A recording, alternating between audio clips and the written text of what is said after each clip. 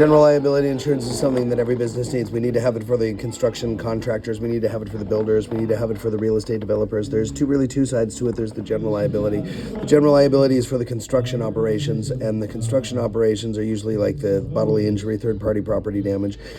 Under that, there's 1 million per occurrence, 2 million aggregate. There's 2 million products and completed operations. There's 100,000 medical payments. There's 5,000 medical payments, 100,000 damage to rented premises. Usually within that, there's additional insured. There's the waiver of subrogation. That means you won't come back to me after a claim. There's additional insured. That means I'm named on your policy. There's primary and non-contributory. That means our policy is primary and will not contribute. And there is usually what we want to do is dealing with the subcontractors and the contractors, and when they're working on condos, for example, you want to make sure that if the general contractor is covered for condo work, that the subcontractors as well.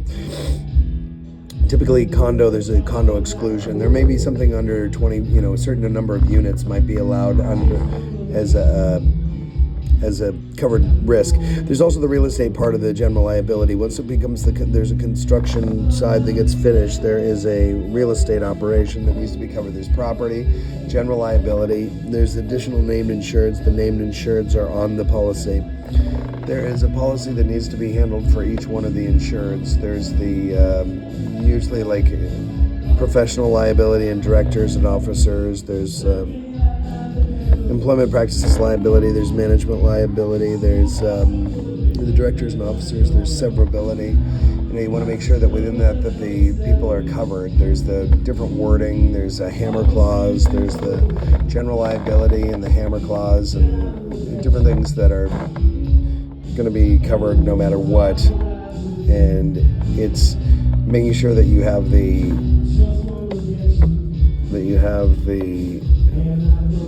construction coverage and the directors and officers and D&O. These are all things that a construction company should think about. The D&O is less important than the general liability, but the liability is also important.